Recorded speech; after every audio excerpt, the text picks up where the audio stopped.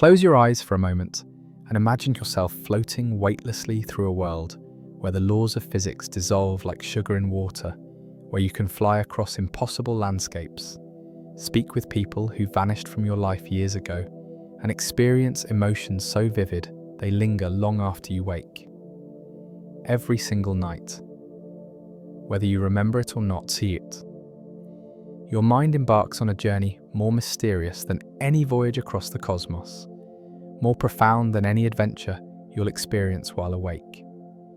This is the realm of dreams, a universe that exists only within the folds of your brain, yet feels as real as the ground beneath your feet. For thousands of years, humanity has wondered about the strange visions that visit us in the dark hours before dawn. Ancient civilizations believed dreams were messages from the gods, windows into the future, or portals to other dimensions. The Egyptians built temples dedicated to dream interpretation. The Greeks thought dreams could heal the sick. Indigenous cultures across the world still consider the dream world as real and significant as waking reality. But despite our fascination, despite millennia of speculation, the science of why we dream, how we dream, and what dreams actually mean has only begun to reveal itself in the last few decades. Welcome back to Whispering Universes. Tonight, we're going to explore one of the most intimate mysteries of human existence, one that unfolds inside your own skull every time you close your eyes and drift away.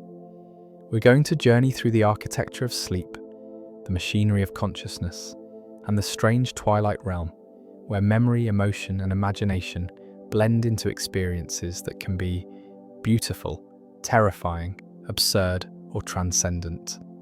We're going to ask questions that neuroscientists are still struggling to answer. Why does your brain, after a long day of processing reality, choose to create entirely new realities while you sleep? What purpose could these bizarre narratives possibly serve? And what can the science of dreams tell us about the nature of consciousness itself? You spend roughly 1/3 of your life asleep. If you live to be 75 years old, you'll have slept for about 25 years. And during that quarter century of unconsciousness, you'll have spent approximately 6 years dreaming. 6 years of your life will be devoted to experiences that vanish like smoke the moment you open your eyes. That's more time than most people spend earning a university degree, more time than you'll spend eating, more time than you'll spend in conversation with the people you love. And yet, for most of human history, we've treated dreams as mere curiosities, fleeting illusions with no real significance. Modern neuroscience tells a very different story. Dreams are not random noise, not meaningless static generated by a sleeping brain. They are intricate, purposeful processes that play crucial roles in memory consolidation, emotional regulation, creative problem solving, and perhaps even in maintaining the fundamental architecture of consciousness itself. Your dreams are your brain's way of organizing the chaos of daily experience, of filing away what matters and discarding what doesn't, of processing emotions too complex or too painful to fully confront while awake, of rehearsing possible futures and revisiting distant pasts. But dreams are more than functional. They're also profoundly strange, and that strangeness tells us something important about who we are. In dreams, you can be yourself and someone else simultaneously. You can feel genuine terror while being chased by something that makes no logical sense. You can experience profound love for people who don't exist, or who exist only as fragments of memory stitched together by your sleeping mind. The rules that govern waking thought, the rules of causality, identity, and physical law, all dissolve. And yet, in the moment, it all feels perfectly natural. Tonight, we're going to walk through the science of this mystery, slowly and gently.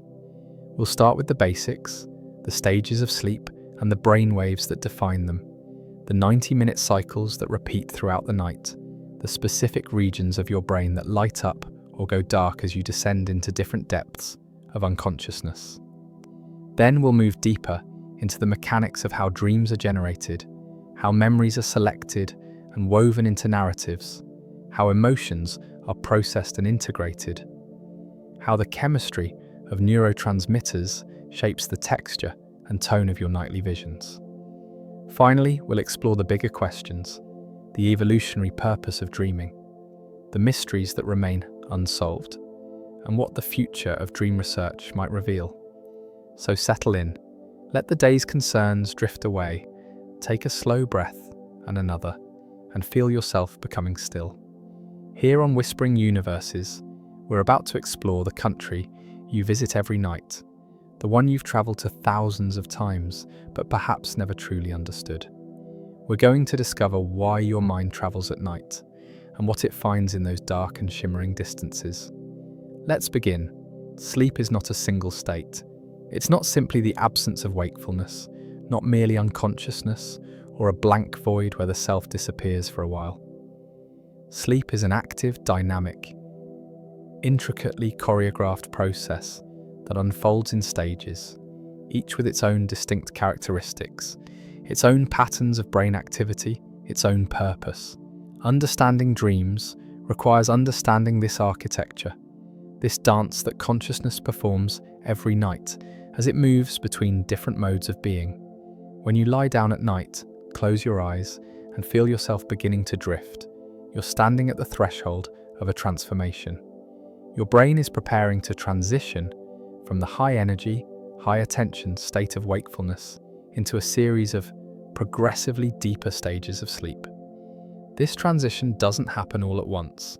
It's gradual, rhythmic, almost musical in its pacing, and throughout the night you'll cycle through these stages multiple times, descending into deep unconsciousness and rising back toward the surface over and over, like waves on a shore. Scientists divide sleep into two major categories: non-rapid eye movement sleep, which we call NREM, and rapid eye movement sleep, known as REM. NREM sleep itself is subdivided into three stages, each representing a deeper level of disengagement from the external world. Together, these stages make up the structure of a normal night's sleep. About 75% of your total sleep time is spent in NREM stages, with the remaining 25% spent in REM, the stage most strongly associated with vivid narrative dreaming. But here's something beautiful and strange. Even though you move through these stages in a generally predictable sequence, the proportions change as the night progresses. Early in the night, you spend more time in the deeper stages of NREM sleep, in what's called slow wave sleep. Later, especially in the hours before dawn, you spend more time in REM, more time dreaming. It's as if your brain has different tasks to accomplish at different times, different kinds of restoration and reorganization that require different states of consciousness. When you first close your eyes and begin to relax, your brain is still producing alpha waves, rhythmic oscillations at a frequency of about 8 to 13 cycles per second. Alpha waves are associated with calm, relaxed wakefulness, the state you might experience during meditation or while sitting quietly with your eyes closed. But as you drift closer to sleep, these alpha waves begin to slow and fragment, giving way to theta waves, which oscillate at a lower frequency of about 4 to 7 cycles per second. This is stage 1 of NREM sleep, the lightest stage, the threshold between waking and sleeping. It typically lasts only 5 to 10 minutes. Your heartbeat slows, your breathing becomes more regular, your muscles begin to relax. You might experience sudden muscle jerks, those strange twitches called hypnic jerks that sometimes startle you back to wakefulness. You might also experience brief fragmented visual or auditory sensations, little flashes of imagery or sound that don't yet form coherent narratives. This is not quite dreaming, not yet. It's more like the static between radio stations, the noise that emerges as your brain begins to disengage from sensory input. From stage 1, you descend into stage 2, a deeper level of sleep that still counts as light sleep, but marks a significant shift in brain activity. Stage 2 is characterized by the appearance of two distinct patterns: sleep spindles and K-complexes. Sleep spindles are sudden bursts of rhythmic brain activity, lasting a second or two, that oscillate at about 12 to 14 cycles per second. K-complexes are sharp, high-amplitude waves that appear suddenly and may represent the brain's response to external stimuli, a way of monitoring the environment even while asleep. Stage 2 typically makes up about 45 to 50% of your total sleep time, more than any other single stage. It's the default mode of NREM sleep, the state you return to again and again throughout the night as you cycle between deeper and lighter stages. During stage 2, your body temperature drops, your heart rate continues to slow, and you become much less responsive to external stimuli. A noise that would have woken you during stage 1 might not even register now. You're sinking deeper, moving farther from the surface of consciousness. And then comes stage 3, the deepest level of NREM sleep, often called slow wave sleep or delta sleep. Here, your brain waves slow dramatically, shifting into delta waves that oscillate at just 0.5 to 3 cycles per second. These are the slowest, highest amplitude brain waves you'll produce all night, powerful, sweeping oscillations that reflect a profound level of neural synchronization. During slow wave sleep, it's very difficult to wake someone. If you do manage to wake them, they'll often be confused, disoriented, groggy, as if they're trying to climb back from some deep, underwater place. Slow wave sleep is thought to be the most restorative stage of sleep, the time when your body performs its most intensive repair and maintenance work. Growth hormone is released, tissues are repaired, the immune system is reinforced. And perhaps most importantly for our purposes tonight, the brain engages in a process of synaptic downscaling, pruning away weak or unnecessary neural connections to make room for new learning. This is not the time of vivid narrative dreams. People woken from slow wave sleep sometimes report vague thoughts or sensations, but rarely the kind of complex, story-like experiences associated with REM sleep. This is the architecture, the scaffolding upon which dreams are built. But to truly understand dreaming, we need to look more closely at the waves themselves, at the electrical rhythms that define each stage and reveal what your brain is actually doing while you sleep. If you could shrink yourself down to microscopic size and travel through the landscape of the sleeping brain, you would witness one of the most beautiful phenomena in all of nature. Billions of neurons firing in synchronized patterns, creating waves of electrical activity that sweep across the cortex like currents in an ocean. These brainwaves, measured by electroencephalography, are the language of sleep, the way neuroscientists read the shifting states of consciousness that cycle through the night. Every thought you have, every sensation you experience, every memory you form arises from the coordinated activity of neurons, specialized cells that communicate with each other through electrical and chemical signals. When many neurons fire together in rhythm, their combined electrical fields produce oscillations that can be detected by electrodes placed on the scalp. These oscillations, these waves, vary in frequency and amplitude depending on what your brain is doing, and by measuring them, we can peer into the hidden processes of sleep.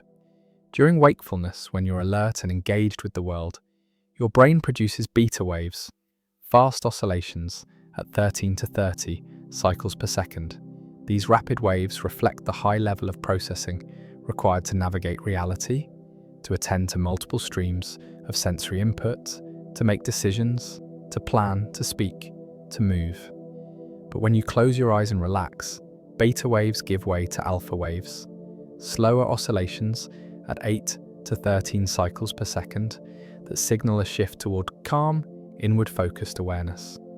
As you drift into stage 1 sleep, alpha waves fragment and disappear, replaced by theta waves, oscillating at 4 to 7 cycles per second.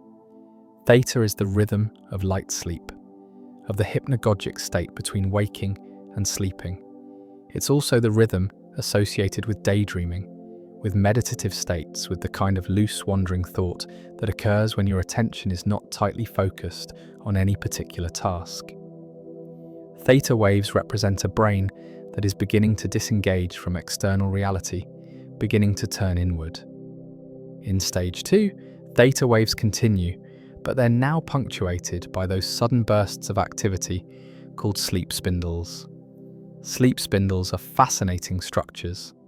They appear as brief eruptions of rhythmic oscillation at 12 to 14 cycles per second, lasting about half a second to a second and a half. They're generated by the thalamus, a deep brain structure that acts as a relay station for sensory information, and they're thought to play a crucial role in memory consolidation. Studies have shown that people who produce more sleep spindles tend to perform better on memory tasks, and that the number and quality of sleep spindles increases after intensive learning. There's something almost protective about sleep spindles. They may help to isolate the brain from external disturbances, allowing you to remain asleep even in the presence of noise or other stimuli. They're like guardians standing at the gates of consciousness, filtering out the irrelevant so that the important work of memory processing can continue undisturbed. When you hear sounds in your environment during stage 2 sleep, your brain often responds with a K complex, a sharp, high-amplitude wave that may represent a brief check-in with reality, a moment of partial arousal that doesn't quite break through into full wakefulness. Then, as you sink into stage 3, into slow-wave sleep, delta waves take over. Delta waves are the slowest, most powerful oscillations your brain produces during sleep, cycling at just 2.5 to 3 times per second. Imagine standing on a hilltop and watching long, slow swells rolling across a dark ocean. That's what delta waves look like on an EEG recording. Deep, rhythmic, almost hypnotic in their regularity. These waves reflect a high degree of neural synchronization. Millions of neurons firing together in lockstep, creating patterns of activity that sweep across the entire cortex. Slow-wave sleep is the deepest stage of unconsciousness you'll experience all night. Your muscles are relaxed, your breathing is slow and steady, your heart rate is at its lowest. Your brain is offline in a way it never is during waking life, disengaged from sensory processing, from motor control, from the moment-to-moment demands of consciousness, and yet it's far from inactive. Slow-wave sleep is thought to be the time when the brain consolidates declarative memories, facts and events that you've learned during the day, transferring them from temporary storage in the hippocampus to more permanent storage in the cortex. There's also a fascinating process called synaptic homeostasis that occurs during slow-wave sleep. Throughout the day, as you learn and experience new things, your neurons form new connections, strengthen existing ones, build networks that encode memory and skill. But this process can't go on indefinitely. If synapses just kept getting stronger and stronger, your brain would eventually become saturated, unable to learn anything new. So during slow-wave sleep, your brain engages in a kind of pruning, selectively weakening some synaptic connections to maintain an overall balance. It's as if your brain is editing the day's experiences, deciding what to keep and what to let fade, refining the signal and reducing the noise. Delta waves, theta waves, alpha waves, beta waves. Sleep spindles and K complexes. These are the rhythms of the sleeping brain, the electrical signatures of different states of consciousness. But there's one more rhythm we need to talk about, one more pattern that appears during a very special stage of sleep, the stage where dreams bloom into full vivid life. That rhythm is the paradoxical pattern of REM sleep, where the brain suddenly looks almost awake even as the body lies paralyzed and the eyes dart rapidly beneath closed lids. Every 90 minutes or so, after cycling through the stages of NREM sleep, you enter REM. And when you do, everything changes. Your brain waves shift from slow delta rhythms back to faster theta and beta-like oscillations, patterns that closely resemble waking consciousness. Your heart rate and breathing become irregular. Your eyes move rapidly back and forth, hence the name rapid eye movement. And your muscles, except for the muscles that control your eyes and your breathing, become completely paralyzed. This paralysis is a protective mechanism, preventing you from acting out your dreams, from moving and potentially injuring yourself while your mind is engaged in experiences that feel utterly real. REM sleep is the primary stage for vivid, narrative dreaming, for the kind of experiences that have storylines, characters, emotions, sensory details. And it's during REM that the brain engages in a very different kind of memory processing, focused not on facts and events, but on emotions, patterns, creative connections. We'll explore this more deeply in the chapters ahead. For now, just notice the paradox. During REM sleep, your brain is intensely active, almost as active as when you're awake, and yet you're profoundly unconscious, immersed in a private world of your own creation, completely cut off from external reality. This is the electrical landscape of sleep, the waves that carry you through the night. And it's within these waves, especially during the rapid oscillations of REM, that dreams arise, constructed from the raw materials of memory, emotion, and imagination. To understand where dreams come from, we need to explore the specific regions of the brain that become active during REM sleep, and equally important, the regions that go quiet. Because dreaming is not a whole brain phenomenon, it's a selective activation of certain neural networks, a reshuffling of the usual patterns of connectivity, a new configuration of consciousness that allows for experiences impossible during waking life. Let's start with the brainstem, the ancient primitive region at the base of your brain that connects your cerebral cortex to your spinal cord. The brainstem is responsible for basic life support functions: breathing, heart rate, arousal. And buried within the brainstem is a small cluster of neurons called the pons, which plays a central role in triggering REM sleep. During REM, neurons in the pons begin firing in rapid rhythmic bursts, sending signals up to the thalamus and from there to the cortex. This activation originates from deep within the brain and spreads outward, like a wave rolling up from the depths. The pons is also responsible for the muscle paralysis that characterizes REM sleep. It sends inhibitory signals down the spinal cord, effectively shutting down motor neurons so that your muscles can't respond to the motor commands generated by your dreaming brain. People with certain neurological conditions that disrupt this paralysis mechanism sometimes act out their dreams, a disorder called REM sleep behavior disorder that can be dangerous. The paralysis is essential. It's what keeps you safe, while your mind wanders through scenarios that might otherwise cause you to thrash, run, or fight. From the brainstem, activation spreads to the thalamus, that relay station we mentioned earlier. During NREM sleep, the thalamus is relatively quiet, gating sensory input and preventing it from reaching the cortex. But during REM, the thalamus opens up, becoming active again and sending signals to widespread areas of the cortex. This is part of what makes REM sleep brain activity look so similar to waking brain activity.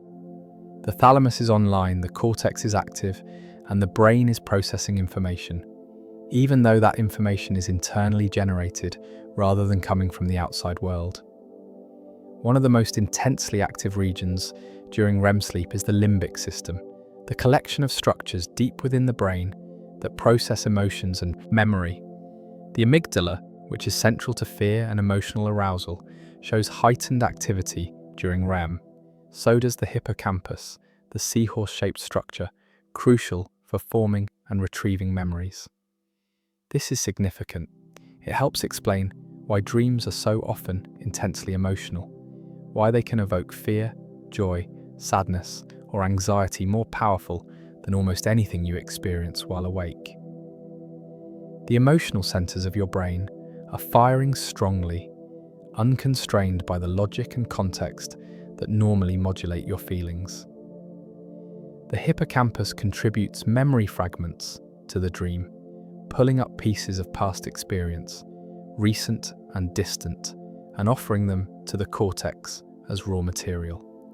But these fragments are not presented in orderly, logical fashion. They're jumbled, recombined, mixed with imagination and emotion. This is why dreams so often feature people from different periods of your life appearing in the same scene, or familiar places that somehow look different, or events that blend real memories with pure invention. Your hippocampus is active, but the normal executive control that organizes memory into coherent narratives is diminished. And that brings us to one of the most important findings in the neuroscience of dreaming. During REM sleep, large portions of the prefrontal cortex, the front part of your brain responsible for logical reasoning, planning, self-awareness, and critical judgment, show reduced activity. The dorsolateral prefrontal cortex, which is crucial for working memory and executive function, essentially goes offline. This is why, when you're dreaming, you rarely question the bizarre logic of the dream. You accept impossible events as normal. You don't notice inconsistencies. You lack the critical faculties that would allow you to step back and say, wait, this doesn't make sense. But not all of the prefrontal cortex is quiet. Some regions remain active or even become more active during REM. The ventromedial prefrontal cortex, involved in emotion regulation and decision-making based on internal states, is engaged. So are parts of the anterior cingulate cortex, which monitors conflict and error.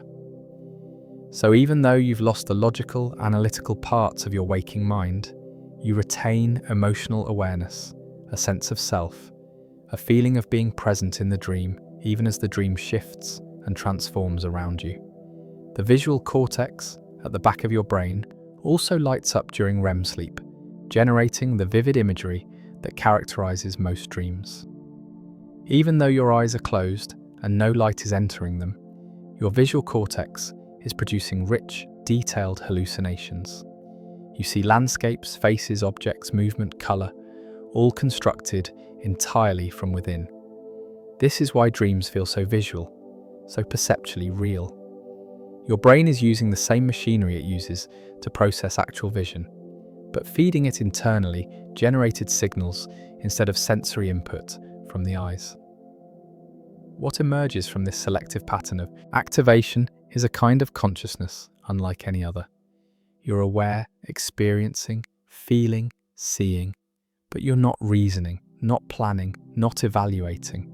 You're immersed in a flow of experience that feels completely real in the moment, but that evaporates into strangeness the moment you wake. Dreaming is what happens when the emotional, memory-rich, visually creative parts of your brain are turned up high, while the logical, critical, reality-checking parts are turned down low. This is the geography of REM, the neural landscape where dreams are born. But dreams don't appear fully formed the moment you enter REM sleep.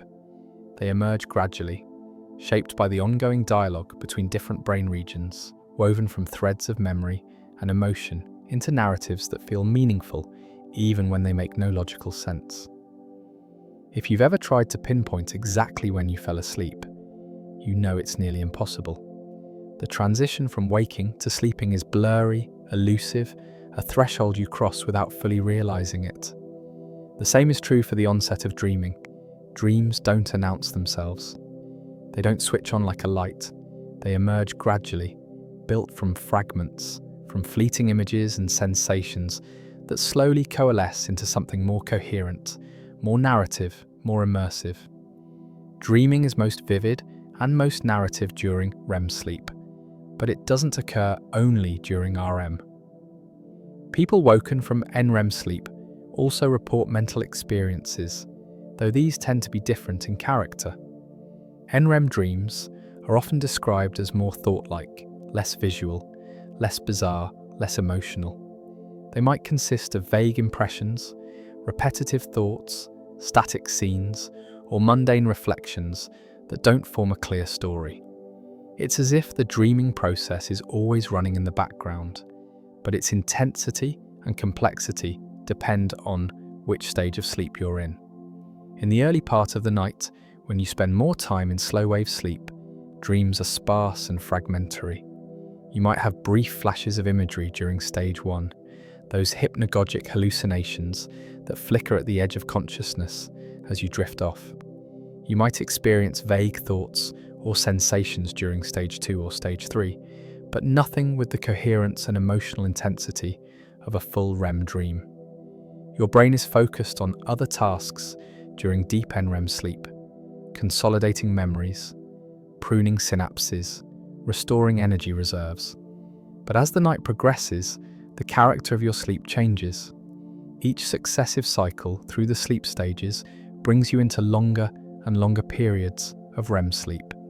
The first REM period of the night might last only 5 or 10 minutes and occur about 90 minutes after you first fall asleep. The second REM period, coming another 90 minutes later, might last 15 or 20 minutes. By the early morning hours, your REM periods can stretch to 30 or even 40 minutes. And it's during these long late-night REM episodes that your most vivid, most memorable dreams occur. This is why you're more likely to remember dreams if you wake up in the morning naturally, rather than being jolted awake by an alarm in the middle of a sleep cycle. If you wake during or just after a long REM period, the dream is fresh, still lingering in your awareness.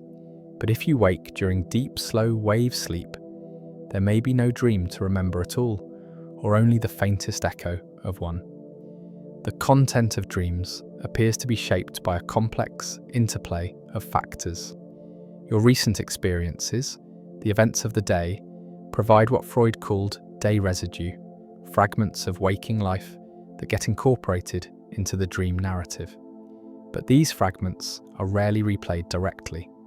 Instead, they're blended with older memories, with emotional concerns, with bits of imagination and abstraction.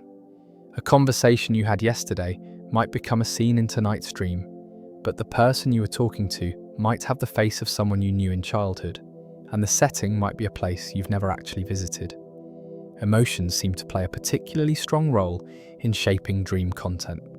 Studies have shown that emotionally significant experiences are more likely to appear in dreams than neutral ones. If you went through something stressful, frightening, or deeply moving during the day, there's a good chance some element of that experience will show up in your dreams, though often in disguised or symbolic form. This makes sense given the high activity of the amygdala and other limbic structures during REM sleep. Your dreaming brain is particularly attuned to emotional salience, to the feelings that matter most. There's also evidence that dreams reflect ongoing concerns and preoccupations, what psychologists call current concerns. If you're worried about an upcoming exam, a relationship problem, or a work deadline, those themes may weave their way into your dreams, sometimes directly, sometimes metaphorically.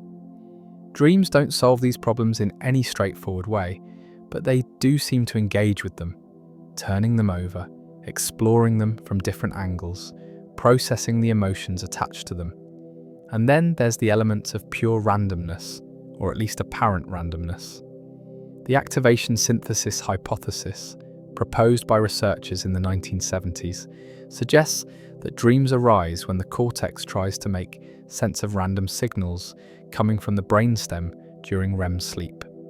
According to this view, the pons generates bursts of activity that activate various brain regions haphazardly, and the cortex, doing what it does best, tries to weave these disparate activations into a coherent narrative. This would explain the bizarre, illogical quality of many dreams, the sudden shifts in scene and character, the strange juxtapositions that would never occur in waking thought. But most contemporary neuroscientists think the truth is more nuanced. Yes, there's randomness in which specific neural networks get activated during REM, but the patterns aren't entirely random. They're shaped by memory, by emotion, by the brain's ongoing attempts to consolidate and integrate experience. Dreams are not just noise. They're the brain's way of processing, of making connections, of testing scenarios, of working through feelings, all in a mode of consciousness that's freed from the constraints of logic and external reality. So when do dreams begin? They begin the moment you close your eyes and start to drift, faint and formless at first, then growing stronger and stranger as you move through the night, reaching their peak in the long REM periods of early morning, when your brain is most active, most creative, most willing to venture into territories that waking consciousness would never allow. Sleep is not a static state, it's a cycle, a rhythm, a symphony that plays out over roughly 90 to 110 minutes and then repeats over and over throughout the night. Understanding this cycle is key to understanding why you dream more at certain times, why some nights are filled with vivid narratives while others leave barely a trace, why the quality of your sleep can vary so dramatically depending on when you wake up. Imagine your sleep as a journey that begins at the surface and descends into depths before rising again. When you first fall asleep, you pass through stage 1, that brief liminal phase, and then into stage 2. From there, you descend into stage 3, slow wave sleep, spending perhaps 30 to 40 minutes in that deep restorative unconsciousness. Then you begin to ascend again, moving back through stage 2, and finally, instead of waking, you enter REM sleep. This first REM period is short, maybe just 5 or 10 minutes, and then the cycle starts over. But here's where it gets interesting. With each successive cycle, the proportions change. In the second cycle, you might spend less time in slow wave sleep and more time in stage 2. In the third and fourth cycles, you might skip slow wave sleep entirely, oscillating between stage 2 and increasingly long periods of REM. By the last cycle of the night, in the hour or two before you wake up, you might spend 30 or 40 minutes continuously in REM, immersed in dream after dream, each flowing into the next. This shifting pattern reflects the different priorities your brain has at different times of the night. Early in the night, the emphasis is on physical restoration and the consolidation of declarative memories, the facts and events you learned during the day. This is when slow wave sleep dominates, when growth hormone is released, when your immune system does its repair work, when synaptic homeostasis occurs. Your body and brain are engaged in maintenance, preparing you for the next day's demands. Later in the night, the emphasis shifts toward REM sleep, toward dreaming, toward the processing of emotions, and the consolidation of procedural memories, skills and patterns rather than facts. This is when your brain integrates emotional experiences, when it makes creative connections between disparate ideas, when it rehearses and refines complex behaviors. The long REM periods of early morning are like a workshop where your mind experiments, plays, explores possibilities without the need for logical consistency or practical outcomes. This 90-minute cycle is so fundamental that it even continues, in altered form, during waking hours. There's evidence for something called the basic rest-activity cycle, a roughly 90-minute rhythm of alertness and energy that persists throughout the day. You might notice that your focus and productivity naturally wax and wane in cycles, that you feel energized and sharp for a while, and then need a break, then feel energized again. This is the same underlying rhythm that structures your sleep, a built-in oscillation in your nervous system's activity level.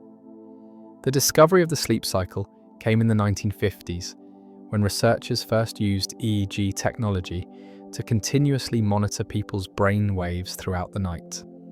Before that, sleep was thought of as a single uniform state, a simple off switch for consciousness. But the EEG recordings revealed a dynamic, repeating pattern of brain activity, a cycle that moved from light sleep to deep sleep to a phase that looked almost like waking, but clearly wasn't. That phase, REM sleep, was where most vivid dreaming occurred. It was a revolutionary finding. It meant that sleep was not a passive state, but an active, organized process. It meant that the brain was doing specific, important work at specific times during the night, and it opened up entirely new avenues of research into memory, emotion, learning, and consciousness. By understanding the sleep cycle, scientists could begin to ask precise questions about what each stage does, why we need them, what happens when they're disrupted. Disruption of the sleep cycle has profound effects. If you're woken repeatedly during the night, or if you don't get enough total sleep time to complete several full cycles, you miss out on crucial stages. You might get plenty of stage 2 sleep, but very little slow wave sleep, or plenty of NREM, but insufficient REM. Each stage has its own functions, its own contributions to your physical and mental health, and losing any of them can impair memory, mood, immune function, and cognitive performance. This is why the timing and quality of sleep matter just as much as the quantity. 8 hours of fragmented sleep, broken by frequent awakenings, is not the same as 8 hours of consolidated, uninterrupted sleep that allows you to complete multiple full cycles. The architecture matters. The rhythm matters. Your brain needs to move through all the stages in the proper proportions to do its nightly work. And within that architecture, within that 90-minute symphony, dreams are the crescendo, the moments of peak creativity and emotional intensity, the times when your mind is most free to wander and explore. As the night deepens and REM periods lengthen, you spend more and more time in that strange twilight state where logic dissolves and imagination reigns, where you can fly, where the dead return to life, where time bends and space folds, where anything is possible. This is the cycle, the rhythm that carries you through the night, a symphony played out in waves and stages, in oscillations of consciousness that repeat until morning light pulls you back to the surface. You've almost certainly had this experience. You wake in the middle of the night from a vivid, intense dream, a dream so strange or beautiful or terrifying that you're certain you'll never forget it. The details are crystal clear. The people, the places, the emotions, the narrative arc. You lie there in the dark, replaying it in your mind, marveling at its vividness, and then you drift back to sleep. When you wake in the morning, the dream is gone. Completely, utterly gone, as if it never happened. Maybe you remember that you had a dream, that it felt important, but the content has vanished like smoke, leaving not even a trace. This is one of the most frustrating and mysterious aspects of dreaming. We spend years of our lives dreaming, generating complex, emotionally rich experiences, and yet we forget the vast majority of them. Estimates suggest that people forget about 95% of their dreams within minutes of waking. Why? Why would the brain invest so much energy in creating these elaborate narratives only to discard them immediately? What's the purpose of an experience that leaves no lasting memory? The answer lies partly in the neurochemistry of sleep and the specific brain states associated with REM dreaming. During REM sleep, the neurotransmitter acetylcholine is present at high levels, promoting the activity and connectivity that generate vivid dreams. But at the same time, levels of norepinephrine and serotonin drop to near zero. These neurotransmitters, which are abundant during wakefulness, are crucial for memory consolidation, for transferring experiences from short-term to long-term storage. Without them, even vivid experiences may not get encoded into lasting memory. It's as if the brain deliberately chooses not to remember dreams, or at least not to prioritize their storage. And this makes sense when you consider what dreams are. They're simulations, explorations, emotional rehearsals. They're not records of actual events that you need to remember for future reference. In fact, confusing dream memories with real memories could be problematic, even dangerous. Your brain needs to keep a clear distinction between what actually happened and what you merely imagined or dreamed. Forgetting dreams may be a way of maintaining that boundary, but dream forgetting isn't absolute. Some dreams do stick, especially those that occur just before waking, or those that are particularly intense or emotionally charged. If you wake up during or immediately after a REM period, there's a much higher chance you'll remember the dream because the memory is still active in your conscious awareness and can be encoded before it fades. This is why keeping a dream journal and writing down dreams immediately upon waking can dramatically increase dream recall. You're catching the dream before the normal forgetting process erases it. There's also something called dream lag. Studies have shown that experiences from the day often don't appear in dreams that same night. Instead, they show up about 5 to 7 days later. It's as if the brain needs time to process and integrate new experiences before incorporating them into dreams. But even then, the dream versions of these experiences are rarely literal replays. They're transformed, blended with other memories, abstracted into themes and emotions. The forgetting of dreams may also be related to the state-dependent nature of memory. Memories formed in one state of consciousness are often easier to recall when you're in that same state. Memories from waking life are optimized for recall during waking. Memories from dreams, formed in a very different neurochemical and cognitive state, may simply be less accessible once you return to waking consciousness. It's not that they're erased necessarily. They might still be there, somewhere in the network of your neurons, but without the right retrieval cues, you can't access them. Some people are much better at remembering dreams than others. Personality traits, sleep habits, and even the value you place on dreams can affect dream recall. People who think about their dreams, who find them interesting or meaningful, tend to remember more of them. People who wake up naturally, rather than to an alarm, have better recall. And people who sleep longer, getting more REM sleep in those extended morning hours, naturally have more opportunity to experience and remember vivid dreams. There's also a phenomenon called dream inflation, where the act of recalling and recounting a dream can actually change the memory of it. Each time you remember a dream, you're not accessing some static recording. You're reconstructing it, and in the process, you may add details, remove inconsistencies, reshape it to be more coherent or more dramatic.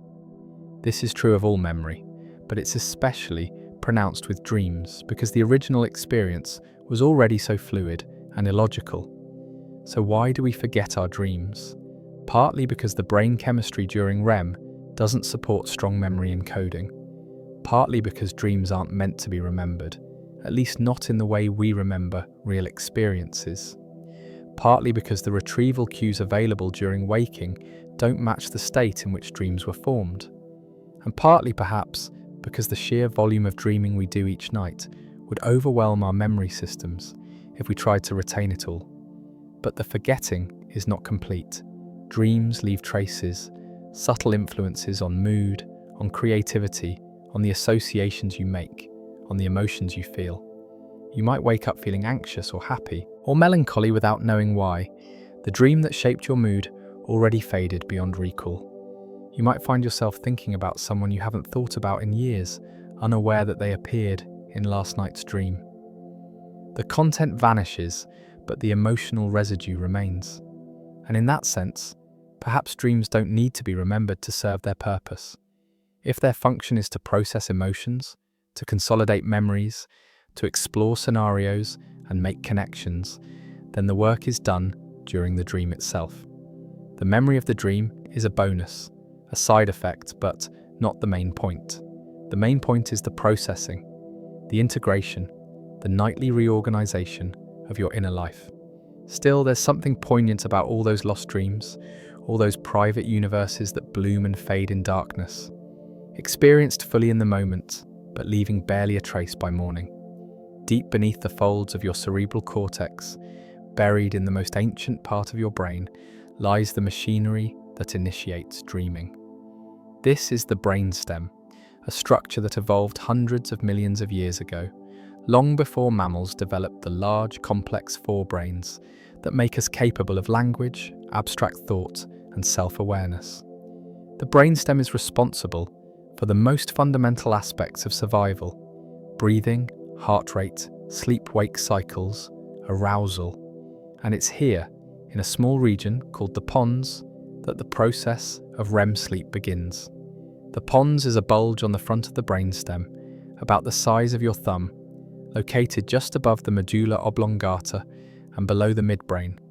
Despite its small size, it plays an outsized role in orchestrating REM sleep and the dreams that accompany it. Within the pons are clusters of neurons that, when activated, trigger all the characteristic features of REM. the rapid eye movements, the muscle paralysis, the activation of the cortex, the shift in brain chemistry. In the 1960s, researchers discovered that if you lesion a specific area of the pons in cats, the animals lose the muscle paralysis that normally accompanies REM sleep. During their REM periods, instead of lying still, they stand up, walk around, appear to chase imaginary prey, swat at things that aren't there. They're acting out their dreams. This provided some of the first clear evidence that the pons is responsible for the motor inhibition that keeps us safe while dreaming, and it demonstrated that animals very likely dream in much the same way humans do. The neurons in the pons that trigger REM sleep are cholinergic, meaning they release the neurotransmitter acetylcholine. During REM, these neurons fire rapidly, sending acetylcholine to the thalamus and cortex, activating them and creating the conditions for vivid mental imagery and narrative thought. At the same time, other neurons in the brainstem suppress the release of norepinephrine, serotonin, and histamine, neurotransmitters that promote wakefulness and logical thought. This creates a unique neurochemical environment, high acetylcholine, low monoamines, a combination that occurs almost nowhere else in your life except during REM sleep. This neurochemical signature has profound effects on the kind of consciousness you experience while dreaming. Acetylcholine enhances cortical activation, making your brain highly active and reactive. It promotes the vivid sensory imagery, the fluidity of thought, the rapid shifts in scene and emotion. But the absence of norepinephrine and serotonin means you've lost the stability, the critical judgment, the reality testing that these neurotransmitters normally provide. You're experiencing something intensely, but you're not questioning it, not analyzing it, not comparing it to stored knowledge or logic. The pons also send signals down the spinal cord to inhibit motor neurons, creating the paralysis that keeps you from moving. This signal is mediated by the neurotransmitter GABA and by glycine, both of which have inhibitory effects. The motor cortex may be generating commands, telling your body to run, to speak, to gesture, but those commands never reach your muscles. The pathway is blocked. You're locked in, immobilized, able to experience movement in your mind, but unable to express it physically. This paralysis extends to almost all skeletal muscles, but crucially, not to the muscles that control your eyes or your diaphragm. You continue breathing normally during REM sleep, and your eyes move rapidly beneath your closed eyelids. The reason for the eye movements is still debated. Some researchers think they correspond to the visual scanning you're doing within the dream, as if you're actually looking at the dream scenery. Others think the eye movements are a byproduct of the same brainstem activation that drives the dream, coincidental rather than causal. The pons doesn't work alone. It's part of a larger network of brainstem and midbrain structures that regulate sleep and waking, including the locus coeruleus, which produces norepinephrine, and the raphe nuclei, which produce serotonin. During REM, these structures go quiet, their neurons stop firing, and their neurotransmitters drop to minimal levels. Meanwhile, the cholinergic neurons in the pons and nearby structures ramp up their activity. It's a coordinated shift, a reconfiguration of the brain's operating mode. What's remarkable is how ancient this system is. REM sleep has been observed in all mammals studied, and in birds, though the patterns vary, even animals with very small, simple brains experience something like REM.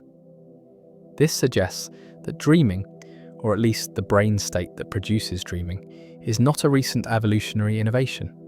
It's a fundamental feature of the way mammalian and avian brains work, preserved across hundreds of millions of years because it serves some essential function. The brainstem's role in REM sleep reminds us that consciousness is not solely a product of the cortex, the higher brain regions we associate with thought and reason. Consciousness is a whole brain phenomenon, built on foundations laid down in the most primitive parts of our nervous system. The cortex generates content, narrative, imagery, but the brainstem sets the stage, creates the conditions, determines when and how that content will arise. So when you dream, when you find yourself flying through impossible landscapes or conversing with people who don't exist, remember that it all begins here, in this small cluster of neurons deep in the ancient core of your brain, firing in rhythmic bursts, releasing acetylcholine, suppressing other neurotransmitters, paralyzing your body and activating your cortex. The brainstem's secret, said, is that it holds the key to unlocking the door between waking and dreaming, between the world outside and the world within. Every day, you accumulate experiences, conversations, sights, sounds, facts, emotions, sensations. Your brain takes in an enormous amount of information, far more than you could ever store permanently. So each night, while you sleep, your brain engages in a crucial task, sorting through the day's experiences, deciding what to keep and what to discard, transferring important information from temporary storage to long-term memory, integrating new knowledge with old, making connections and discovering patterns. This is memory consolidation, and it's one of the most important functions of sleep. Dreams appear to be intimately connected with this process, especially the consolidation of emotional and procedural memories. During REM sleep, while you're immersed in vivid narratives, your hippocampus and cortex are engaged in a dialogue, replaying patterns of neural activity that were first established during waking experience. Memories are being reactivated, examined, strengthened, and woven into the broader tapestry of your long-term knowledge. The hippocampus, that small seahorse-shaped structure deep in the temporal lobe, plays a central role. It's essential for forming new declarative memories, memories of facts and events. When you learn something new, when you experience something significant, the hippocampus encodes that information temporarily. But the hippocampus has limited capacity. It can't store everything forever. So during sleep, especially during slow-wave sleep, the hippocampus replays these recently encoded memories, sending them to the cortex, where they can be integrated into more permanent storage. But REM sleep and dreaming seem to serve a different aspect of memory consolidation. Rather than focusing on facts and events, REM sleep is particularly important for processing emotions, for consolidating procedural memories like motor skills, and for making creative, associative connections between disparate pieces of information. Studies have shown that people deprived of REM sleep have trouble learning new skills, especially complex motor tasks. They also show impaired emotional regulation, becoming more reactive, more anxious, less able to process negative experiences. During REM, the hippocampus continues to be active, but in a different way than during slow-wave sleep. It's thought to be selecting emotionally salient memories, memories tied to strong feelings, and integrating them with older memories that share similar emotional themes. This is why dreams so often mix recent experiences with distant ones, why a conversation you had yesterday might get blended with a memory from childhood. Your brain is finding connections, building associative networks based on emotion rather than logic. There's a fascinating theory called the emotional salience theory of dreaming, which proposes that the primary function of REM sleep is to strip away the intense emotional charge from memories, to process them in a safe, offline context so that they don't overwhelm you during waking life. According to this theory, dreaming allows you to re-experience emotionally significant events in a kind of rehearsal space, where you can explore different reactions, different outcomes, without real-world consequences. Over time, this repeated processing reduces the emotional intensity associated with the memory, allowing you to integrate it more calmly. This would explain why dreams are so often bizarre and illogical. The brain isn't trying to create a coherent narrative. It's trying to process emotions and make connections. The narrative, the story, is a side effect. The cortex's attempt to impose order on the raw material being thrown at it by the hippocampus, amygdala, and other limbic structures. The cortex is a story-making machine. It can't help but weave fragments into narratives, even when those fragments don't really fit together. There's also evidence that REM sleep enhances creativity and problem-solving. Studies have shown that people are better at solving insight problems that require seeing a situation in a new way after a period of REM sleep. This may be because REM sleep strengthens distant associations, connections between ideas that aren't obviously related.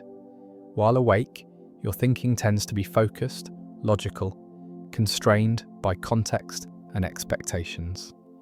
During REM, those constraints relax, and your brain is free to make wild, unexpected leaps, to combine concepts in novel ways.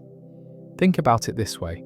During the day, you accumulate puzzle pieces, fragments of experience, information, emotion. During slow-wave sleep, you sort those pieces, organizing them by type and color, filing them away neatly. But during REM sleep, you dump all the pieces onto a table and start playing with them, trying different combinations, seeing what fits together in unexpected ways. Sometimes you create something beautiful, sometimes something nonsensical, but either way, you're exploring the space of possibilities, building new neural pathways, strengthening connections that might prove useful later. This is why sleep, and particularly REM sleep, is so crucial for learning. It's not just about rest and restoration, though those are important.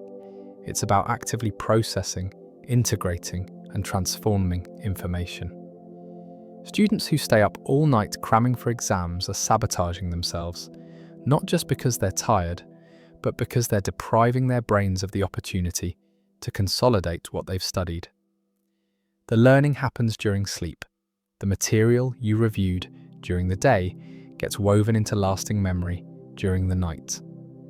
Memory consolidation during sleep is not a perfect replay. It's reconstructive, selective, creative. The brain doesn't just copy experiences into long-term storage. It edits them, emphasizes certain details, downplays others, blends them with existing knowledge, extracts the gist, and discards the minutiae. And dreams are the phenomenological side of this process, the subjective experience of memory being transformed and integrated. So when you dream, when you find yourself in scenarios that feel both familiar and strange, when people from different periods of your life appear together in impossible places, when emotions surge up for no apparent reason, you're witnessing memory's night shift. You're experiencing the process by which your brain takes the raw material of lived experience and shapes it into the narrative of who you are. Dreams are, above all else, emotional.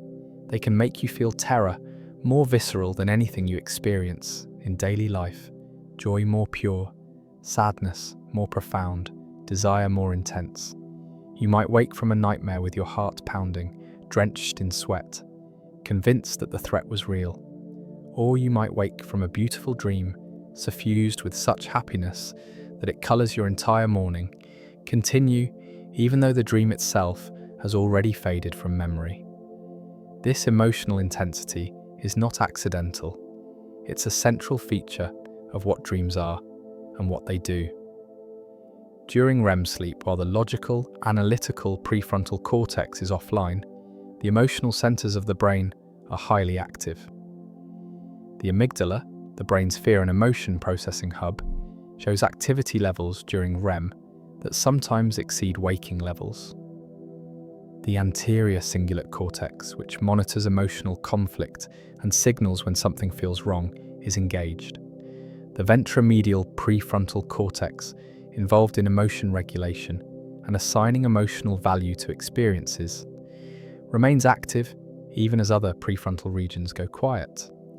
This creates a unique emotional landscape. You're feeling intensely, but you're not regulating those feelings in the way you normally would while awake. There's no rational voice saying, "Calm down, this isn't a big deal, you're overreacting." The emotions arise, powerful and unfiltered, and you simply experience them, riding the waves without perspective or control. This is why even mundane dream scenarios can feel charged with significance, why a simple conversation in a dream can carry an emotional weight that would seem ridiculous if it happened in waking life. The amygdala's heightened activity during REM sleep suggests that dreams play a special role in processing fear and anxiety. Throughout the day, you encounter situations that trigger fear responses, some major, some minor. Most of these don't require immediate action, but they do require processing. Your brain needs to assess the threat, determine the appropriate response, and integrate the experience into your emotional knowledge base. During REM sleep, the amygdala reactivates these fear-related memories, allowing you to rehearse your responses in a safe environment where real consequences don't exist. This is the basis of what some researchers call fear extinction during sleep. By repeatedly activating fear memories in the absence of actual danger, REM sleep may help to gradually reduce the fear response associated with those memories. It's a kind of exposure therapy that happens automatically every night. You dream about the things that scare you, that worry you, that make you anxious, and through that dreaming, you process and integrate those emotions, making them less overwhelming. But dreams don't only process negative emotions. They also seem to enhance positive ones, to explore scenarios of joy, connection, achievement, desire. You might dream about reuniting with someone you love, accomplishing something important, experiencing beauty or pleasure. These positive dreams may serve to reinforce your motivations, to remind you of what matters to you, to maintain emotional connections, even to people or things that are absent from your daily life. There's a fascinating finding from dream research. The emotions you experience, dreams, tend to be more intense than the emotions you experience during waking life, but they're also more context independent. While awake, your emotions are usually appropriate to the situation. You feel sad at a funeral, happy at a celebration, scared when facing a real threat. But in dreams, you might feel overwhelming sadness for no clear reason, or terror while being chased by something absurd, or deep love for a stranger. The emotion comes first, and the dream narrative is built around it, almost like a rationalization. This suggests that one function of dreams might be to maintain and calibrate your emotional systems. Your capacity for fear, for joy, for sadness, for desire, all of these emotional responses need to be kept active, even when you're not currently experiencing situations that call for them. Dreams provide a kind of emotional exercise, keeping these systems engaged and responsive. It's like your brain is making sure all the circuits still work, testing them, keeping them in good repair. The emotional intensity of dreams can also reveal concerns and priorities that you might not be fully aware of while awake. You might think you're not worried about something, but then you dream about it repeatedly, and the anxiety in the dream betrays your true feelings.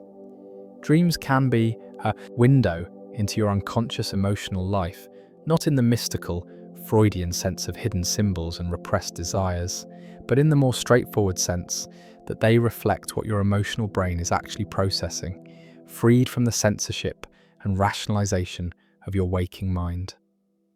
Post-traumatic stress disorder provides a stark illustration of what happens when the emotional processing function of dreams goes wrong. People with PTSD often experience recurrent nightmares that replay traumatic events, sometimes with terrifying vividness. Rather than helping to extinguish the fear response, these nightmares seem to reinforce it, re-traumatizing the person night after night. This may be because the trauma was so overwhelming that the normal emotional processing mechanisms of REM sleep can't handle it. The amygdala keeps reactivating the memory, but instead of gradually reducing the fear, it maintains or even amplifies it. Treatment for PTSD sometimes includes a technique called imagery rehearsal therapy, where people are taught to reimagine their nightmares with different, less frightening endings, while awake and then rehearse these new versions before sleep. This can sometimes reduce the frequency and intensity of nightmares, perhaps by giving the brain an alternative narrative to work with, a way to process the traumatic memory without being overwhelmed by it. Dreams are emotional alchemy, the process by which raw feeling is transformed into memory, into narrative, into the emotional wisdom that guides your waking life. Every night, your brain stirs the crucible, mixing fear with desire, sadness with joy, anxiety with hope, creating combinations that would never occur in reality, testing your emotional range, processing what you felt, and preparing you to feel again. If you could analyze the chemical composition of your brain during different states of consciousness, you would find dramatic shifts in the concentrations of various neurotransmitters, the chemical messengers that allow neurons to communicate with each other. These shifts are not just correlations, they're causal. The particular mix of neurotransmitters present at any given moment determines what kind of consciousness you're capable of experiencing, what you can perceive, what you can think, what you can feel. During waking hours, your brain maintains a complex balance of neurotransmitters. Dopamine drives motivation and reward. Norepinephrine maintains alertness and focus. Serotonin regulates mood and provides a sense of well-being. Acetylcholine supports attention and learning. GABA and glutamate, the primary inhibitory and excitatory neurotransmitters, regulate the overall level of neural activity, keeping it neither too high nor too low. This balanced cocktail enables the kind of consciousness you're experiencing right now. Alert, focused, reality-oriented, logical. But when you fall asleep, the chemistry changes. During slow-wave sleep, many neurotransmitter levels drop. The brain shifts into a lower gear, conserving energy, allowing neurons to rest. But during REM sleep, something remarkable happens. Acetylcholine levels surge to levels as high or higher than during waking, while at the same time, norepinephrine, serotonin, and histamine drop to nearly zero. This creates a neurochemical environment that exists almost nowhere else in nature, and it's this unique chemistry that makes dreams possible. Acetylcholine is crucial for cortical activation, for generating the rapid, complex patterns of neural firing that underlie thought, perception, and imagery. High acetylcholine levels during REM sleep activate the cortex, making it almost as active as during waking. This is why REM dreams are so vivid, so rich in sensory detail. Your visual cortex, your auditory cortex, your sensory processing areas are all firing intensely, creating hallucinations that feel utterly real. But acetylcholine alone doesn't explain the strangeness of dreams. That comes from the absence of the other neurotransmitters. Norepinephrine, which is released by the locus coeruleus in the brainstem, is essential for maintaining focused attention, for distinguishing signal from noise, for reality testing. It helps you stay oriented in time and place, helps you maintain a coherent sense of self and context. When norepinephrine drops to zero during REM, you lose those stabilizing influences. Your attention becomes fluid, drifting from one thing to another without purpose or control. You lose track of inconsistencies. You accept absurdities without question. Serotonin, released by the Rafe nuclei, modulates mood and emotion, and it also plays a role in maintaining logical thought and constraining imagination. Low serotonin during REM may contribute to the emotional intensity and bizarreness of dreams. Your thoughts become less constrained by logic, less tethered to reality, more willing to follow strange associative paths. Your imagination runs wild, unchecked by the rational evaluation that serotonin normally supports. There's also dopamine to consider. Dopamine levels remain relatively high during REM sleep, particularly in the mesolimbic pathway, the brain's reward and motivation circuit. This may explain why dreams often have a driven, narrative quality, why they feel like you're pursuing something, searching for something, even when the goal makes no logical sense. Dopamine creates that sense of salience, of significance, of this matters, and it propels the dream forward, giving it momentum and emotional urgency. The interplay of these neurochemicals creates the specific phenomenology of dreaming. Vivid sensory experience, emotional intensity, narrative drive, logical incoherence, temporal disorientation, and acceptance of the impossible. Change the chemistry, and you change the dream. This is why certain drugs and medications can profoundly affect dream content and recall. Antidepressants that increase serotonin or norepinephrine often suppress REM sleep and reduce dream vividness. Drugs that affect acetylcholine, like nicotine patches worn overnight, can intensify dreams. Alcohol suppresses REM early in the night, but as it's metabolized, there's often a REM rebound with unusually vivid or disturbing dreams. There are also endogenous chemicals produced naturally within the brain that may modulate dreaming. Some researchers have speculated about the role of DMT, dimethyltryptamine, a powerful hallucinogen that's found in trace amounts in the mammalian brain.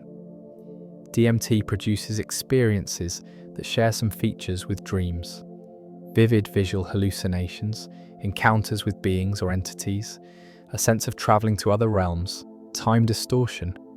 Could the brain be producing DMT during REM sleep, contributing to the dream state? It's an intriguing idea, but there's currently no solid evidence that DMT levels actually rise during REM, and the amounts found in the brain are far lower than the doses needed to produce hallucinogenic effects. What's clear is that the chemistry of REM sleep creates conditions for a very specific type of consciousness, one that's impossible to achieve during normal waking life without the use of drugs. Some meditation practices and other altered states may approximate certain aspects of the dream state, but the full constellation of features, vivid hallucinations, combined with logical incoherence, narrative flow, combined with temporal disorientation, emotional intensity, combined with paralysis, is unique to REM dreaming. Understanding the neurochemistry of dreams also helps explain certain sleep disorders and parasomnias. Sleep paralysis, that terrifying experience of being awake but unable to move, often accompanied by hallucinations, occurs when the muscle paralysis of REM persists into waking. You're conscious, your norepinephrine and serotonin have returned, but your motor neurons are still inhibited. The hallucinations that sometimes accompany sleep paralysis may be remnants of dream imagery generated by lingering acetylcholine activation, perceived with the clarity of waking consciousness. Sleepwalking and night terrors, by contrast, occur during deep NREM sleep when the neurochemistry is very different. These are not dream experiences in the usual sense. They're partial arousals from slow-wave sleep, where the motor system becomes active, but the person isn't fully conscious or aware. The chemistry of NRM doesn't support vivid imagery or narrative, which is why people usually don't remember these episodes. The chemistry of visions, the delicate balance of molecules that creates the dream state, reminds us that consciousness is fundamentally a biological phenomenon. Your thoughts, your perceptions, your sense of self, all of it arises from the coordinated activity of neurons communicating through chemical signals. Change the chemistry, and you change the experience. Every night, as your brain shifts from one neurochemical state to another, you travel between different modes of being, different ways of experiencing existence, all within the confines of your own skull. Most of the time, when you're dreaming, you have no idea you're dreaming. The dream feels like reality. You accept its bizarre logic, its impossible events, as perfectly normal. But occasionally, something shifts. A voice in your mind whispers, "Wait, this is a dream." And suddenly everything changes. You're still in the dream, still experiencing it, but now you know it's not real. you've become lucid. Lucid dreaming is a fascinating state of consciousness, a hybrid between dreaming and waking awareness. You have all the vivid sensory experience, the narrative flow, the emotional intensity of a normal dream, but you also have metacognition, the ability to reflect on your own mental state, to recognize that you're dreaming, to sometimes even control the dream's content. It's like being both the protagonist and the director of a film simultaneously. About 55% of people report having experienced at least one lucid dream in their lifetime, and about 23% have them regularly, at least once a month. Some people train themselves to lucid dream more frequently using various techniques. Others stumble into lucidity spontaneously, often triggered by something strange or impossible in the dream that breaks through the usual suspension of disbelief. What's happening in the brain during a lucid dream? Neuroscience research using fMRI and EEG has revealed some intriguing findings. During lucid REM sleep, certain regions of the prefrontal cortex that are normally deactivated during ordinary dreaming show increased activity. In particular, the dorsolateral prefrontal cortex, which is crucial for working memory, logical reasoning, and self-reflection, becomes more active during lucid dreams than during non-lucid dreams, though still not as active as during full waking. This makes perfect sense. Lucid dreaming requires metacognition, the ability to think about your own thinking, to hold in mind the idea that you're experiencing a dream while simultaneously experiencing the dream itself. That's a prefrontal cortex function. So during lucid dreams, you're in a kind of hybrid state. The brainstem is still generating REM sleep, the limbic system is still creating emotional content, the sensory cortices are still producing vivid hallucinations, but the prefrontal cortex has partially come back online, bringing with it critical awareness and executive control. Some lucid dreamers report being able to exert considerable control over their dreams once they become aware they're dreaming. They can fly, change the scenery, summon people, transform objects. Others find that their control is limited, that the dream has a momentum of its own that resists their attempts to shape it. The level of control seems to correlate with how active the prefrontal cortex becomes. More activation means more control, more ability to impose your will on the dream narrative. There's also something called dream stability to consider. When you first become lucid, the dream often becomes fragile. The very act of recognizing that you're dreaming can cause the dream to destabilize and collapse, waking you up. Experienced lucid dreamers learn techniques to maintain the dream state once they've achieved lucidity, focusing on their hands, spinning around, rubbing their hands together, engaging with dream objects to keep the sensory experience vivid and continuous. Lucid dreaming has been studied for its potential therapeutic applications.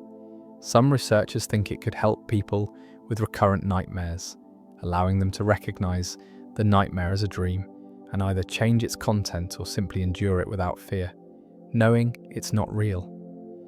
There's some evidence that training in lucid dreaming can reduce nightmare frequency in people with PTSD or other anxiety disorders, though the research is still preliminary. Athletes and musicians have experimented with using lucid dreams to practice skills. If you can become lucid and maintain control, you can rehearse a piano piece, practice a tennis serve, visualize a complex sequence of movements, all while asleep. Some studies suggest this kind of mental rehearsal during lucid dreams may actually improve performance, activating the same motor planning circuits that engage during physical practice. But lucid dreaming also raises interesting philosophical questions about the nature of consciousness. If you can be aware that you're dreaming while you're dreaming, what does that say about the relationship between awareness and reality? In both waking and dreaming, you're experiencing a simulation, a model of the world constructed by your brain. The difference is that while awake, the model is constrained by sensory input from the external world, while in dreams, it's generated entirely from within. But the mechanism, the process of creating a coherent experiential reality is fundamentally the same. Some meditation traditions, particularly those from Tibetan Buddhism, have long practiced dream yoga, techniques for becoming lucid in dreams, and using that lucidity to explore the nature of consciousness. The idea is that if you can recognize a dream as a dream, you can also learn to recognize waking life as a kind of dream, a constructed reality rather than an objective truth. This isn't solipsism or mysticism. It's an acknowledgement that all experience is mediated by your brain, that what you perceive is always a model, never the thing itself. Not everyone is convinced that lucid dreaming is desirable or beneficial. Some researchers worry that too much lucidity might interfere with the natural functions of dreaming, that the spontaneous, uncontrolled flow of normal dreams serves important purposes that lucid control might disrupt. If dreams are meant to process emotions, to make unexpected connections, to explore scenarios without conscious interference, then imposing waking consciousness on them might actually reduce their effectiveness. There's also the question of whether lucid dreams are as restful as normal dreams. If the prefrontal cortex is more active, if you're exerting cognitive effort to maintain awareness and control, are you getting the same restorative benefits from that sleep? Some lucid dreamers report feeling more tired after nights, with frequent lucid dreams, suggesting that the added mental effort might come at a cost. Lucid dreaming remains one of the most fascinating frontiers in consciousness research. It's a natural experiment, a way of observing what happens when you blend two different states of consciousness, when you bring waking awareness into the dream world. And it reminds us that the boundaries between different states, waking, sleeping, dreaming, are not as fixed as they seem. Consciousness is flexible, capable of many configurations, and lucid dreaming is one of the most remarkable. Not all dreams are pleasant. Some are deeply, viscerally terrifying. Nightmares can jolt you awake with your heart racing, your body drenched in sweat, the fear so real that it takes minutes to convince yourself you're safe, that it was only a dream. Children have nightmares about monsters and separation from parents. Adults have nightmares about being chased, falling, failing important tasks, losing loved ones, being attacked or humiliated. The content varies, but the core experience is the same: overwhelming fear, a sense of threat, of danger, of helplessness.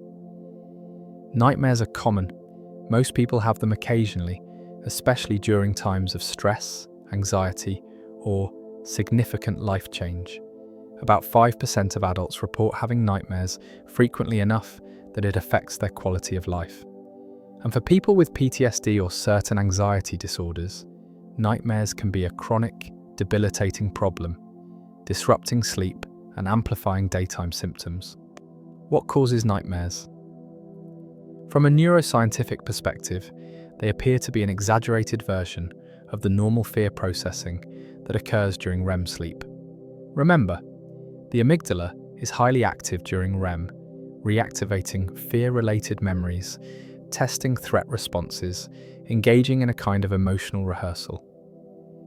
Most of the time, this process is balanced, regulated, integrated with other cognitive and emotional systems. But sometimes the fear response becomes too intense, overwhelming the dream narrative, creating an experience that's purely, terrifyingly negative. Stress and anxiety increase the likelihood of nightmares. When you're anxious during the day, your threat detection systems are on high alert, your amygdala is more reactive, your body is primed to perceive danger. This state carries over into sleep. During REM, your amygdala continues to process threat-related information, but now without the moderating influence of the prefrontal cortex, without the ability to rationally evaluate whether the threat is real. The result is a nightmare, a dream where fear runs wild, unchecked, and unmoderated. Certain medications can also trigger nightmares, particularly those that affect neurotransmitter systems involved in REM sleep. Beta blockers, which are used to treat high blood pressure and sometimes anxiety, can increase nightmare frequency. So can some antidepressants, especially when you're first starting them or changing doses. Drugs that suppress REM early in the night can cause REM rebound later, leading to more intense and sometimes disturbing dreams. Traumatic experiences are strongly associated with nightmares. After a traumatic event, many people experience repetitive nightmares that replay the trauma or variations of it. This is the brain's attempt to process the overwhelming experience, to integrate it, to make sense of it. But when the trauma is too severe, the normal processing mechanisms can't handle it. Instead of gradually reducing the emotional charge, the nightmares maintain it, sometimes for years, creating a feedback loop where the memory of the trauma is constantly reactivated without being resolved.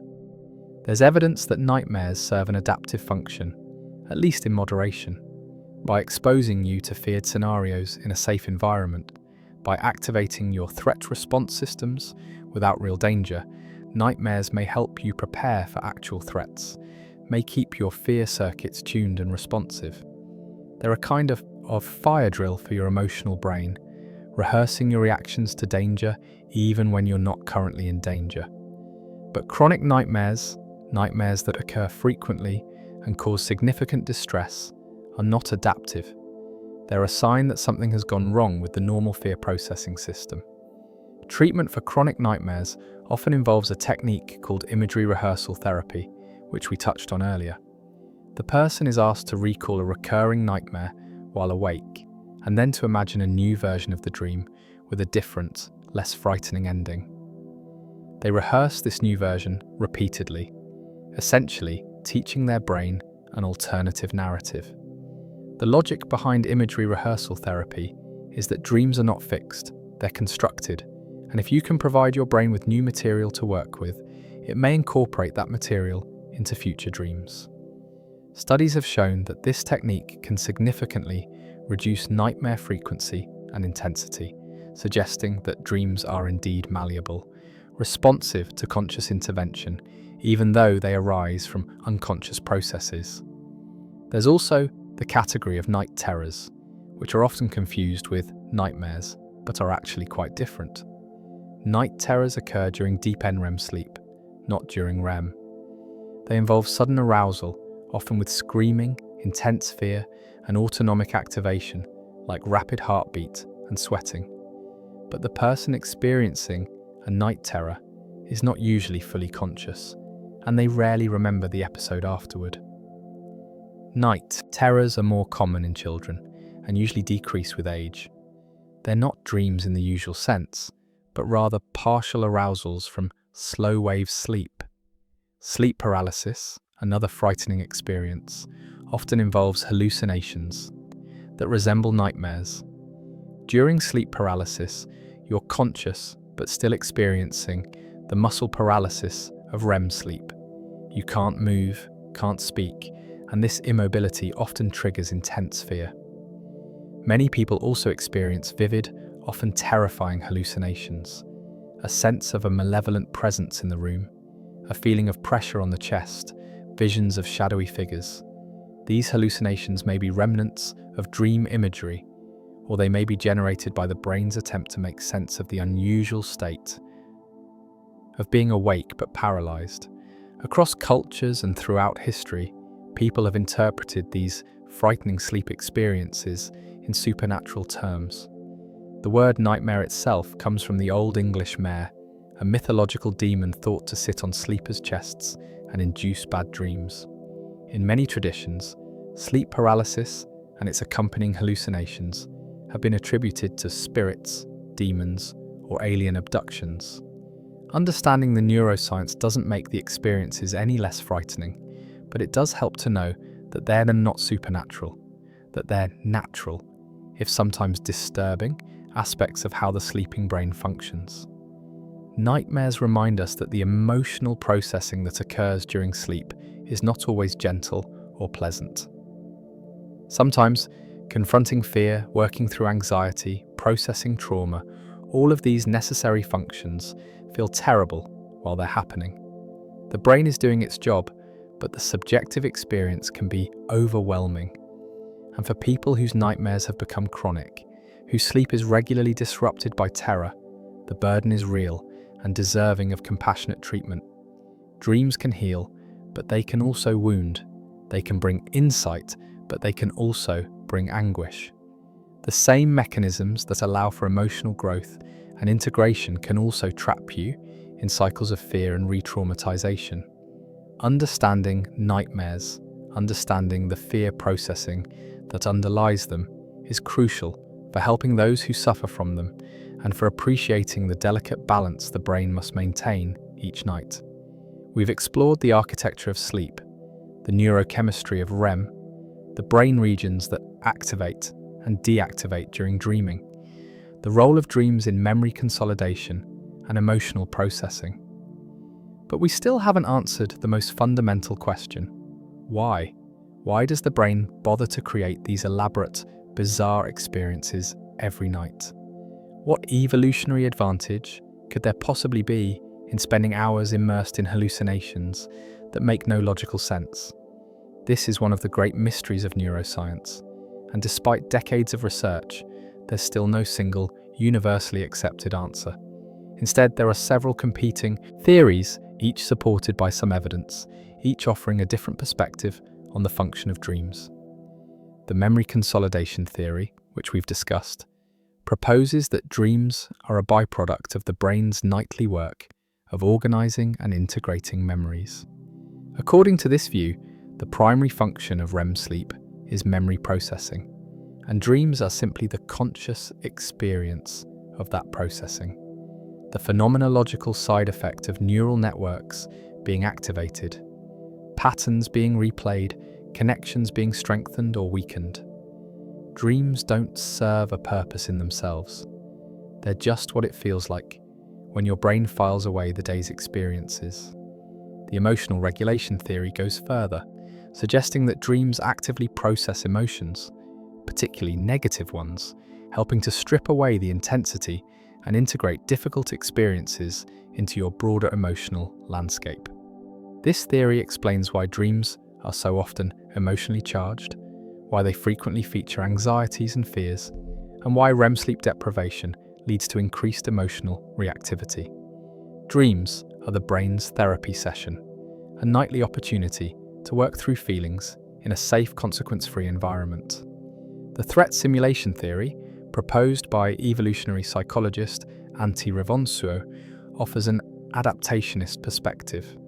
According to this theory, dreams evolved as a kind of virtual reality simulator for rehearsing responses to threats.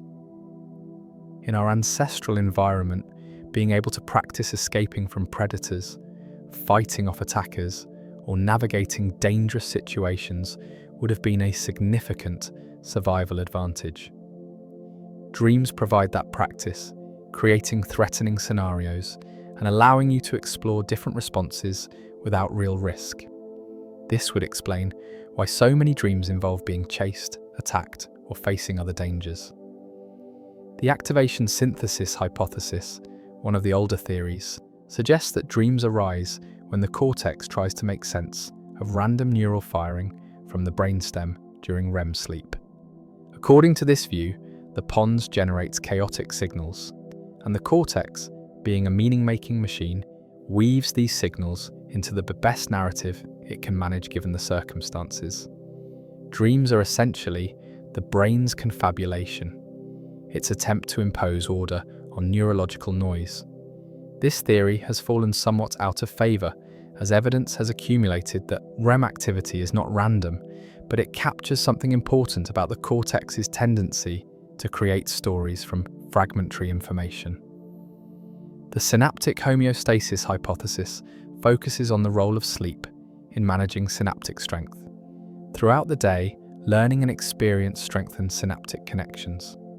During sleep, particularly during slow-wave sleep, the brain engages in synaptic downscaling, weakening many connections to maintain an overall balance. Dreams, according to this theory, might be related to this process, though the exact relationship is unclear. Perhaps they help determine which memories to consolidate and which to weaken, or perhaps they're simply an epiphenomenon of the large-scale reorganization of neural networks. More recently, some researchers have proposed that REM sleep and dreaming help maintain the functional organization of the visual cortex. According to this theory, during periods when you're not receiving visual input, such as during sleep, the visual cortex could potentially be taken over by other sensory systems. REM sleep prevents this by periodically activating the visual cortex with internally generated imagery, essentially defending its territory. This would explain why even people who are blind from birth, who've never experienced visual input while awake, still have REM sleep and report dream experiences that involve other sensory modalities. The truth is likely some combination of all these theories. REM sleep probably serves multiple functions: memory consolidation, emotional regulation, synaptic homeostasis, sensory cortex maintenance, perhaps others we haven't yet discovered. And dreams, the subjective experiences we have during REM and sometimes during NREM, are the phenomenological correlate of these processes, the way it feels from the inside when your brain is doing this complex nightly work. But there's also a possibility that some researchers find unsettling. Maybe dreams don't have a function at all, at least not a specific one. Maybe REM sleep serves important functions, but dreams themselves are just a side effect, an evolutionary spandrel, something that emerged not because it was adaptive, but simply because it was an inevitable consequence of having a conscious brain that cycles through different states. We experience REM sleep as dreaming because we experience everything as something. Consciousness doesn't turn off during REM. It just shifts into a different mode, and that mode feels like dreaming. This doesn't make dreams meaningless or unimportant. Even if they're a byproduct of crucial processes, and they offer unique insights into how your brain works, what concerns you, how you process experience. And subjectively, dreams matter. They inspire art, literature, music. They provide the raw material for creativity. They sometimes offer solutions to problems, not through mystical insight, but through the unconscious combination of ideas in novel ways. They're part of what makes human consciousness rich and strange and endlessly fascinating. Why do we dream? The honest answer is, we're not entirely sure, but we're getting closer, piece by piece, study by study, to understanding the functions of sleep and the role of dreams within that larger architecture. Humans are not the only species that dreams. REM sleep, with its characteristic brainwave patterns, rapid eye movements, and muscle paralysis, has been observed in all mammals studied, from mice to elephants, from cats to dolphins. Birds also show a state similar to REM, though it tends to be briefer and organized differently than in mammals. This suggests that dreaming, or at least the brain state that produces dreaming in humans, is an ancient phenomenon, one that emerged hundreds of millions of years ago in our distant ancestors. Watching a sleeping dog, you've probably noticed the twitching paws, the muffled barks, the rapid eye movements beneath closed lids. The dog appears to be dreaming, and the neuroscience strongly suggests it is. Studies have shown that when rats navigate mazes during the day, specific patterns of neural activity in the hippocampus encode the route. During subsequent REM sleep, those same patterns reactivate, in the same sequence, as if the rat is mentally running through the maze again. This is memory replay, and it's strong evidence that rats experience something analogous to dreaming. The content of animal dreams, of course, is inaccessible to us. We can't ask a dog what it was dreaming about, but based on the neural patterns observed, it seems likely that animals dream about their daily experiences, the things that are salient and important to them: hunting, foraging, playing, social interactions, threats. A cat might dream of stalking prey, a bird might dream of flight, a dolphin might dream of swimming through ocean currents. Some species show particularly interesting sleep patterns. Dolphins and some other marine mammals have evolved unihemispheric sleep, where one half of the brain sleeps while the other half remains awake. This allows them to continue swimming and breathing while still getting the rest they need. Do they dream? It appears they do, but only in the hemisphere that's asleep. They're literally half awake and half dreaming simultaneously, a state of consciousness that humans never naturally experience. Birds, despite having very different brain structures than mammals, show clear evidence of something like REM sleep. Songbirds, in particular, appear to dream about their songs. During sleep, the neural patterns in the song control regions of their brains, replay the sequences they practice during the day. Some researchers have even created rough reconstructions of the songs from the neural activity, demonstrating that the birds are mentally rehearsing their singing while asleep. Reptiles, fish, and invertebrates present a more complicated picture. Some studies have suggested that reptiles like bearded dragons show brief periods of something that resembles REM sleep. But the findings are controversial, and the patterns are quite different from what's seen in mammals and birds. Whether fish or insects sleep in any meaningful sense, and whether they dream, remains an open question. They show rest states and altered brain activity during these states, but whether this constitutes sleep, and whether consciousness continues in some form during these states, is difficult to determine. The widespread presence of REM sleep across mammalian species suggests that it serves a fundamental function, something important enough that natural selection has preserved it across millions of years of evolution. The cost of sleep is high. An animal that's asleep is vulnerable, unable to forage, unable to reproduce, unable to escape predators. For sleep to have evolved and persisted, it must provide benefits that outweigh these substantial costs. One interesting observation is that the amount of REM sleep varies across species in ways that seem to correlate with brain maturity at birth. Species whose young are born relatively helpless and undeveloped, like rats and humans, tend to have much more REM sleep during infancy than species whose young are born more mature, like horses or sheep. This supports the idea that REM sleep plays a crucial role in brain development, perhaps helping to wire up neural circuits, establish synaptic connections, organize sensory and motor systems. Human infants spend about 50% of their sleep time in REM, far more than the 20 to 25% typical of adults. Premature infants spend even more, up to 80%. This massive amount of REM early in life suggests that it's doing something crucial for the developing brain, laying down the fundamental architecture of consciousness and cognition. Animals can also experience the equivalent of nightmares, and some can suffer from sleep disorders similar to those in humans.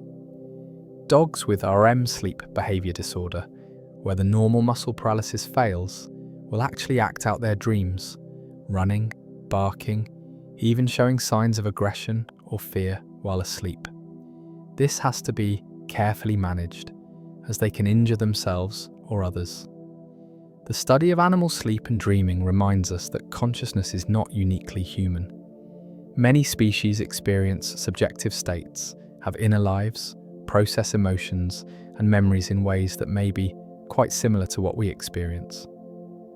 We share this nightly journey into alternate realities with countless other creatures, each dreaming in their own way, each navigating the mysterious terrain between waking and sleeping, between self and world, between memory and imagination. The science of dreaming has made enormous strides in the past few decades, but vast territories remain unexplored. New technologies, new experimental approaches, and new theoretical frameworks are opening up possibilities that would have seemed like science fiction not long ago. One of the most exciting frontiers is dream decoding, the attempt to reconstruct dream content from brain activity. Researchers have already made progress in decoding visual imagery from fMRI scans taken while people are awake and viewing pictures. By building machine learning models that map patterns of brain activity to specific images or categories of images, they can predict with some accuracy what a person is looking at based solely on their brain scans. The next step is to apply these techniques to sleeping brains to see if we can decode what people are dreaming about from the patterns of activity in their visual cortex and other brain regions. Early attempts have shown promise. In one study, researchers repeatedly woke subjects during sleep, asked them what they were dreaming about, and correlated their reports with the brain activity just before waking. Over time, they built models that could predict, with better than chance accuracy, whether a dream contained certain categories of content, like people, animals, or vehicles. We're still very far from being able to watch someone's dreams like a movie, and we may never get there. Dreams are not just visual images, they're multisensory, emotional, narrative experiences constructed from memory and imagination in ways that may not map neatly onto any external stimulus. But even partial decoding would be fascinating, offering a window into the sleeping mind, a way to validate subjective reports, to study dreams in people who can't communicate verbally, to explore the neural basis of different types of dream content. Another emerging area is targeted dream incubation, the deliberate manipulation of dream content through cues or training. We've known for a while that external stimuli can sometimes be incorporated into dreams. A smell, a sound, a sensation can weave its way into the narrative. Researchers are now exploring whether targeted sensory cues during sleep can be used to influence what people dream about, perhaps to enhance memory consolidation, to reduce nightmares, or to promote creative problem solving. There's also growing interest in the potential for dream-based communication. In 2021, researchers demonstrated that people in lucid dreams could respond to questions from the outside world. Subjects were asked to perform specific eye movements or facial muscle contractions in response to prompts given by experimenters while the subjects were asleep and lucid dreaming. They succeeded communicating simple yes-no answers from inside their dreams to the waking world. This opens up the possibility of real-time dialogue with dreamers, of asking them to explore specific scenarios, to solve problems, to report on their experiences while they're still in the dream state. Pharmacological approaches are also being explored. Could we develop drugs that enhance REM sleep, improve dream recall, or facilitate lucid dreaming without disrupting sleep's restorative functions? Could we target specific neurotransmitter systems to modulate the emotional tone of dreams, perhaps helping people with PTSD or chronic nightmares? The neurochemistry of dreaming is complex, and intervening without causing unwanted side effects will be challenging, but it's a possibility. There's also the potential intersection of dream research with artificial intelligence. As AI models become better at generating realistic imagery, sound, and even interactive narratives, could we create systems that mimic the dream generation process? Could we build an artificial dreamer, a system that consolidates and processes information in dreamlike ways? And if we could, what might that teach us about biological dreaming? The study of dreams may also shed light on some of the deepest questions in neuroscience and philosophy. What is consciousness? How does subjective experience arise from physical processes? Why does anything feel like anything at all? Dreams represent a naturally occurring altered state where the usual rules of consciousness shift dramatically. By comparing dreaming to waking consciousness, to meditation, to anesthesia, to other states, we may triangulate toward answers to these fundamental questions. Virtual reality technology offers new possibilities for studying and even simulating dreamlike states. Imagine a VR environment that mimics the fluid, illogical quality of dreams, where scenes shift unexpectedly, where physics is unreliable, where emotions are amplified. By creating waking experiences that approximate dreaming, we might gain insights into what makes dreams feel the way they do, into the specific computational and phenomenological features that distinguish dream consciousness from waking consciousness. The future of dream science is bright. We're moving from a discipline that could only rely on subjective reports and correlational observations to one that can measure, manipulate, and even decode the dreaming brain in real time. We're beginning to understand not just what dreams are, but what they're for, how they shape us, how they reflect the hidden workings of the mind. And yet, for all the progress, dreams retain their mystery, their strangeness, their capacity to surprise and unsettle us. Science can explain the mechanisms, can trace the neural pathways, can catalogue the functions, but it may never fully capture what it's like to dream, the qualia, the irreducible subjective experience of being lost in your own private universe, night after night, for a third of your life. So here we are, at the end of our journey through the science of dreams, having travelled from the electrical waves that define sleep stages to the ancient structures of the brainstem that initiate REM, from the chemistry of neurotransmitters to the evolutionary theories about why dreams exist at all. We've explored how memories are consolidated, how emotions are processed, how fear is rehearsed and gradually tamed. We've stood at the threshold of lucid awareness, wondered at the nightmares that sometimes overwhelm us, and marvelled at the fact that this extraordinary phenomenon occurs across the animal kingdom. But for all that we've learned, for all the careful experiments and detailed observations, dreams remain in some essential way beyond the reach of complete understanding.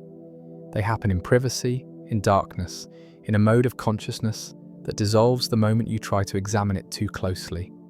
They're as intimate as anything you'll ever experience, and yet they leave barely a trace. Perhaps that's as it should be. Perhaps some mysteries are meant to remain mysterious, not because we lack the tools to solve them, but because the act of solving them fully would somehow diminish them. Dreams are where your mind goes when it's freed from the constraints of logic, freed from the demands of survival, freed from the need to make sense. They're your brain's secret garden, wild and overgrown, where memory, emotion, and imagination tangle together in ways that waking thought it would never allow. Every night when you close your eyes and drift away, you're embarking on a journey older than language, older than civilization, a journey that connects you to every dreamer who ever lived and to every creature that dreams. You're visiting territories that exist nowhere but in the architecture of your own neurons, experiencing realities that are utterly yours and utterly temporary. The science tells us that this nightly journey serves essential purposes, that it helps you learn, helps you heal, helps you prepare for tomorrow. But science doesn't tell us why it feels the way it does, why it can be beautiful or terrifying or absurd, why it lingers in your mood even when the content has faded, why it sometimes feels more real than reality itself. Sleep well tonight, knowing that your mind will travel far in the darkness, that it will weave stories from the threads of your life, that it will feel deeply and imagine freely. And when morning comes, when you wake to the familiar world, carry with you a whisper of that other place, that strange country you visit every night, where your mind remembers how to fly. Thank you for joining us on Whispering Universes. Until next time, keep wondering, keep dreaming,